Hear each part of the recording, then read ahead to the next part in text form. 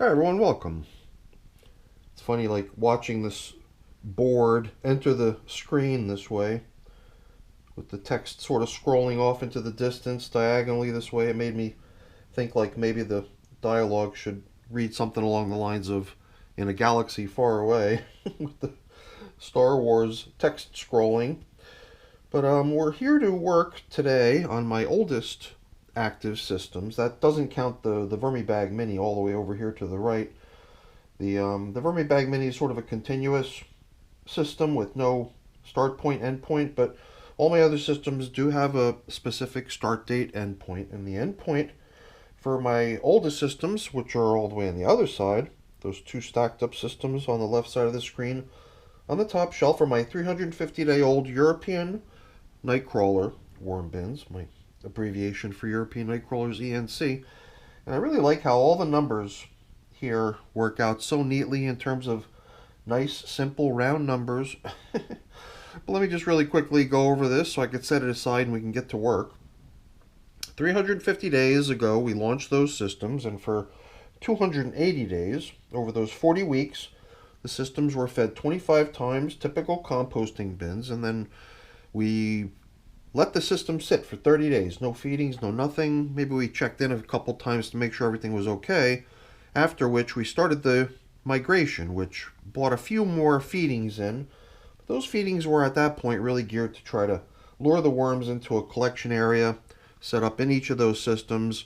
And over the past 40 days, we've been adding a few feedings to keep that migration of the worms moving. And 12 days ago, I finally got around to catching up on my homework of building a new home for these little guys. So today's haul out, today's launching new systems.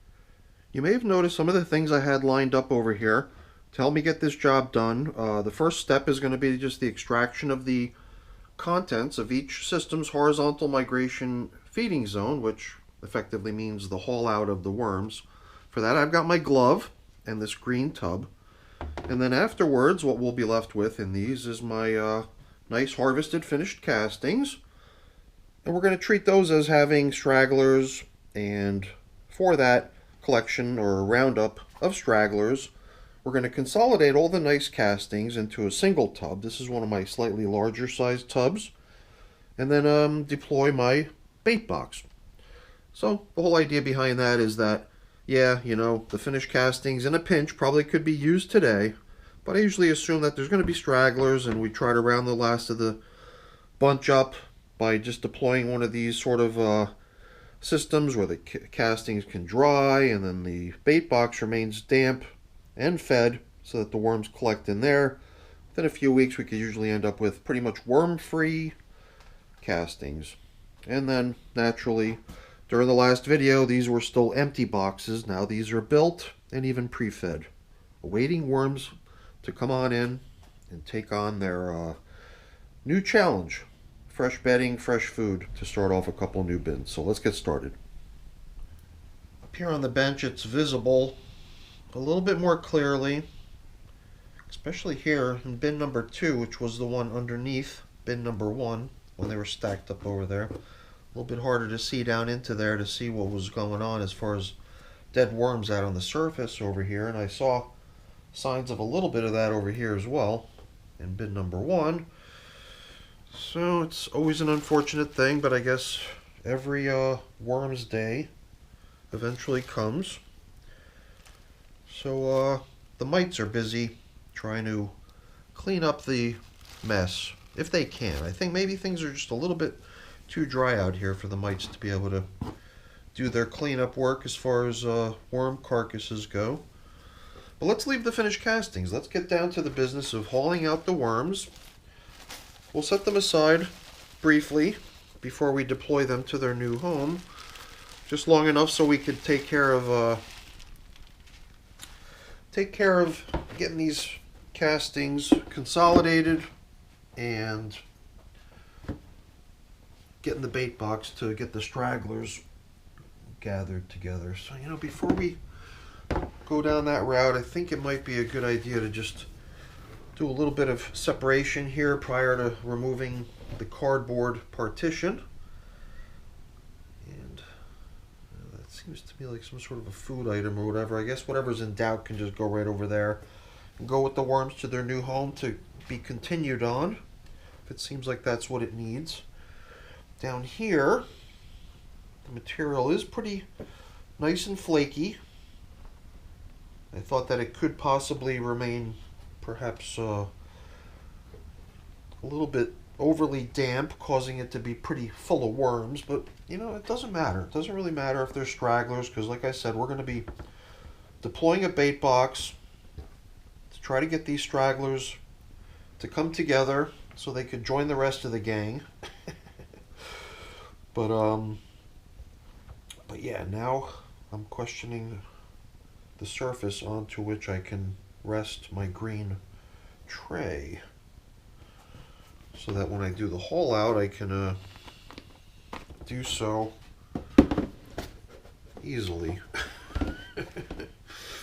I guess it would have been easier before, so whatever, let's just try to create a level space onto which this green tray can be placed, hopefully remaining there long enough for us to get this haul out of tray 1 done. Maybe tray 2 will go more smoothly. There's always that little learning curve thing here, so now this is a little bit awkward for me, but it did seem to me like this might be the easiest way to give you guys a pretty good view of what's coming out of each of these systems as far as the haul out of worms. Because as I usually do, I'll be turning to you guys, the viewers, to provide me with your estimates. When these worms are released into their new home, that'll be another chance for us to check out how many of them there are, so that I can get everyone's estimates. And then that's what I go to the bank with as far as treating the worms' population size. Whatever it is that we come up with in these worm bin population estimates are always a collective estimate and an average of everyone's guess. So it's always interesting to see what everyone thinks as far as the worm count. And it's pretty cool to see that what I'm pulling out here, even where the most recently added bedding went in 12 days ago, no, 14 days ago, where there is some more, yeah, there's a little bit there. But all the other stuff had already been so finely broken down that I couldn't even find any scraps of bedding or food or anything in there. It was all just really beautiful, rich, flaky castings, which is a-okay to bring along with the worms to their new home so that they've got some familiar material to remain in if they wish to do so. If they're not quite ready to, you know, venture out into the new bins and begin exploring right away, if they'd rather just stay in familiar material for a little while, I'm okay with that. And then at some point they'll just naturally begin making their way out of the material and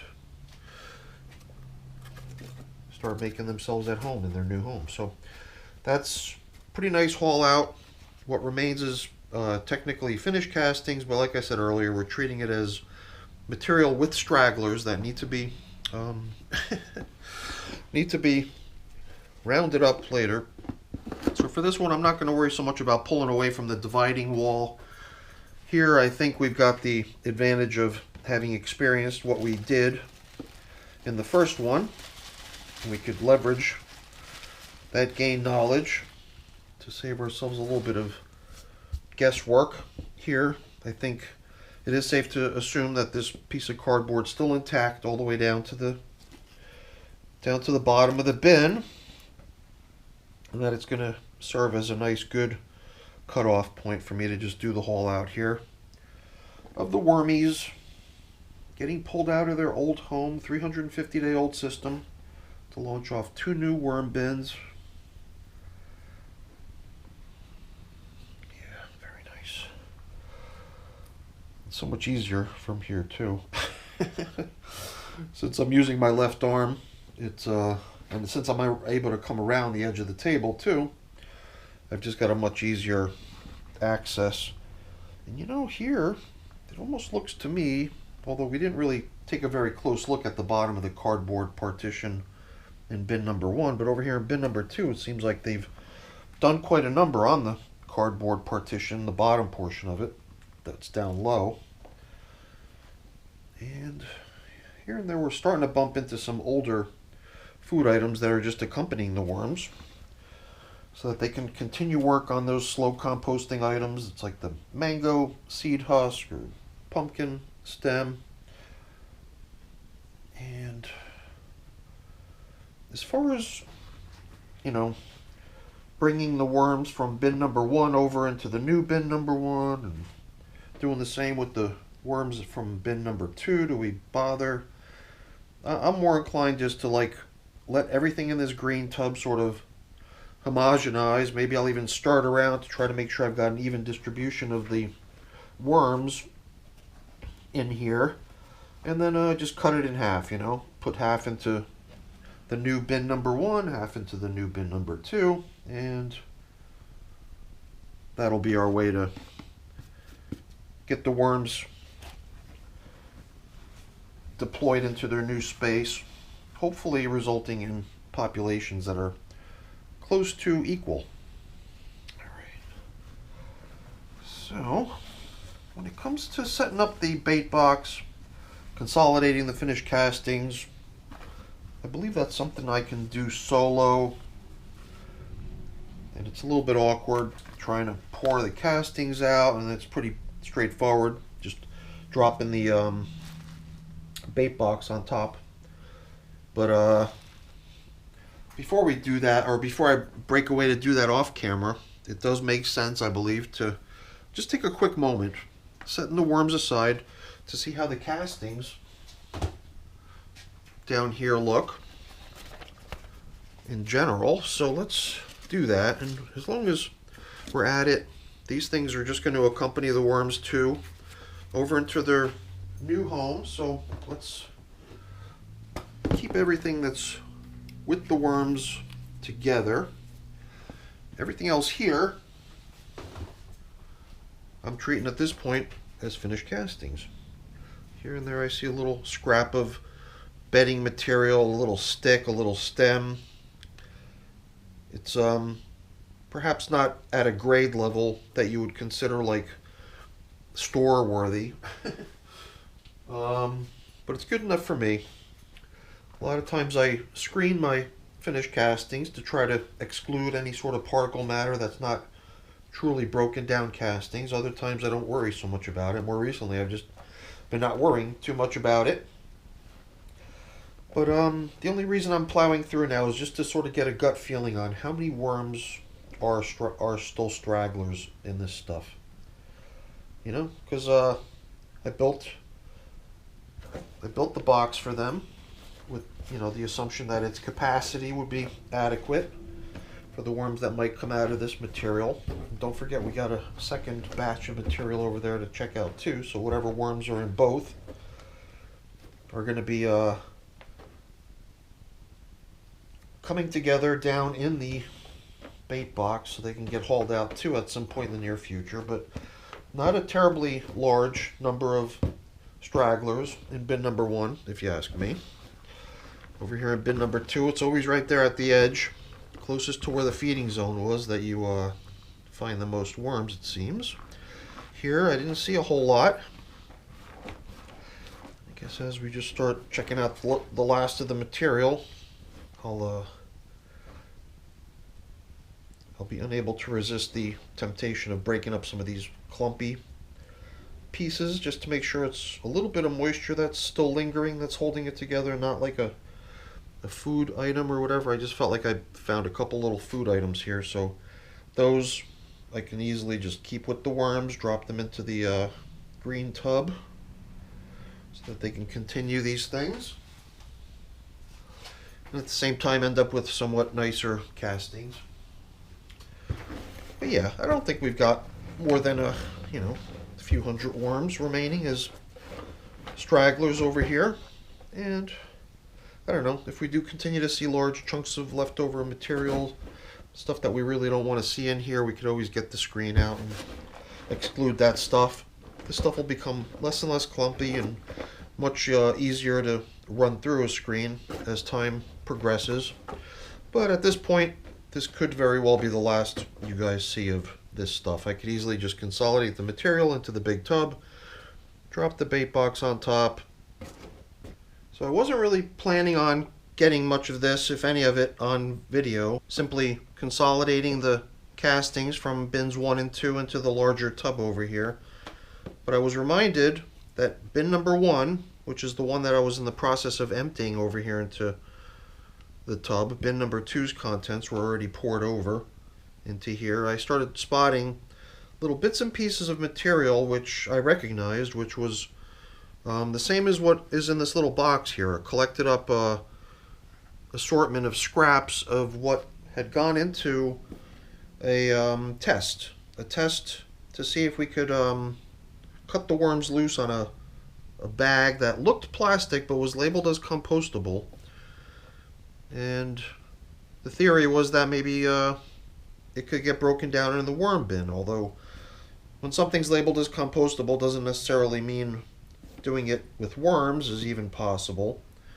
And that compostable bag test kind of just went on and on and on, and we kind of collectively agreed that it was never going to really go very far. I mean, it clearly doesn't look like a bag anymore, but it also doesn't look like it's gone either. That was the point.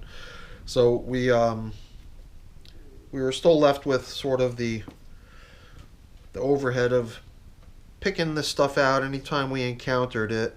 And it's kind of obvious, and it's just very easy to see now that it's against this nice collection of stuff that's otherwise pure finished castings. Here and there I'm also spotting stuff that look like little sticks and little other objects that are easy enough just to remove at this point, and I'm taking them with the worms too. But other than that, all I've got to do is just kind of empty bin number 1 in here, but I am taking the time to try to clean it out. So I'm continuing.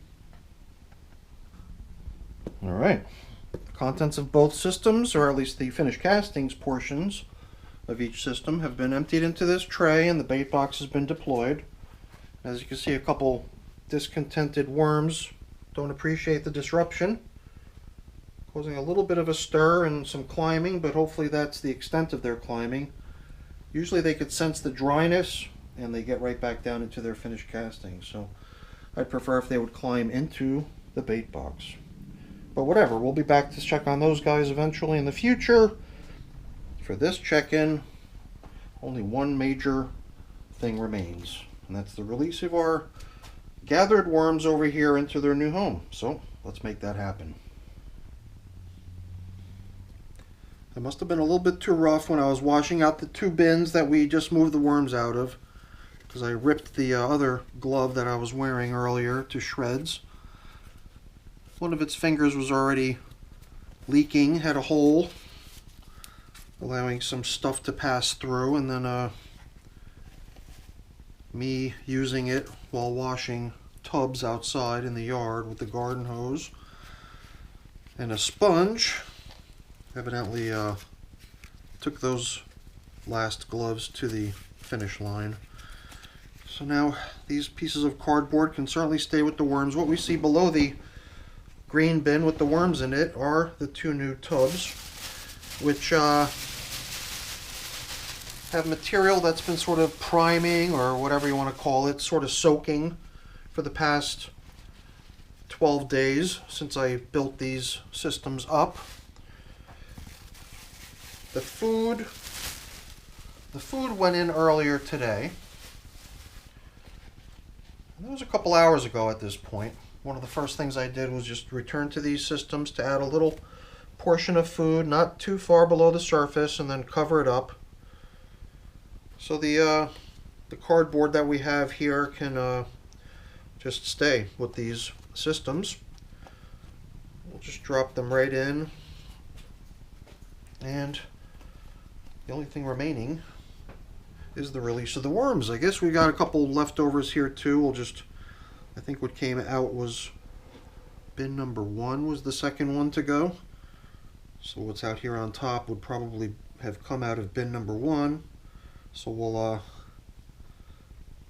return these leftover pumpkin stem and mango seed husk to bin number 1 over here too. And like I said earlier, I'm interested in simply dividing this haul out in half and considering them as even, equal, whatever, as far as worm count goes, how many worms are being released into each system. I hope I'm right about that. The only trick part here is going to be how do I get them out? Other than scooping them, you know. A lot of times I use a container that I could simply invert and drop into the system, but here inverting and dropping would not really work very well, I don't think. So alright, whatever. I guess we're just gonna have to do it in a way that's perhaps not as interesting for the fast motion playback time-lapse type footage that we usually get to watch of the worms squirming, because I usually do try to do these releases in a way that you get a pretty good view of what's going in, because I'm really interested in hearing everyone's thoughts on just how many worms we're releasing here into bins number 1 and 2. So what I'm releasing is bin number 2 first, over here. It just seemed like over here I can come around the corner of the table and stand next to the bin and get a little bit better access. And man, oh man, there is a lot of worm action going on in here. I'm starting to think that what remains in the green tub is destined to go into bin number 1, so let's do that now. And here we could be a little bit more traditional in terms of just inversion and releasing. And if we are correct about the division of the population being equal, then this is sort of our second chance to just get another sense of exactly how many worms are being released here. And, you know, I'll look through the green container and pick out any one that I'm failing to evict. At this point, I'd like to really just let these little guys get comfortable, but let's also just quickly look at what kind of a worm crowd is being released into bin number 1. Nice bundle of worms going in. And I guess having cardboard right beneath them ain't fair. They won't be able to burrow down. So let's let's spread all these little guys out so we can get a good look at them. Hopefully they're going to enjoy the fresh new space with all the new bedding and yummy foods. And we're almost done.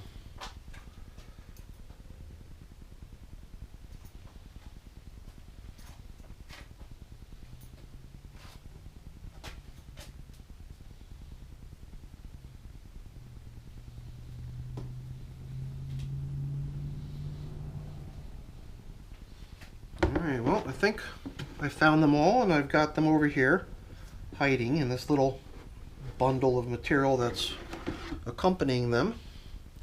Oh, one little guy evaded me now too. And I will look this green tub over one more time, because sometimes they squeak out of a little hiding place or come up. Oh, here we go. Sometimes they're just hard to spot. And you give them a moment, they get restless, start moving around, and reveal their location. So, what remains? No, we're not quite at the cover up and put away stage. At this point, after we cover up, before we can put away, it's a little matter of a formality, something we do down here in my wormery when it comes to welcoming new worm bins into the mix. Please join me in welcoming the newest of the worm bins in my wormery, and those are officially now going to be considered as ENC bin number 1, ENC number 2. I think I caught a glimpse of my head getting in front of the camera there, and if it did, I apologize. It happens. Alright everyone, that's it for the video. That was fun. Please don't forget to leave a comment. How many worms were launched into these systems. If it was the same amount, please specify. If not, if you think there was a different number, please give me your estimates. How many worms went into bin number 1? How many worms went into bin number 2? I'm already formulating a guess in my own mind. All right, everyone. Thanks for watching. Have a great day. Hopefully you enjoyed the video. If you did, as always, please don't forget to leave me a quick thumbs up before you go. That's always really appreciated. If you haven't done so already, please also consider subscribing to the channel. That's very much appreciated as well. All right, everyone. Have a great day. Thanks for watching. Bye now.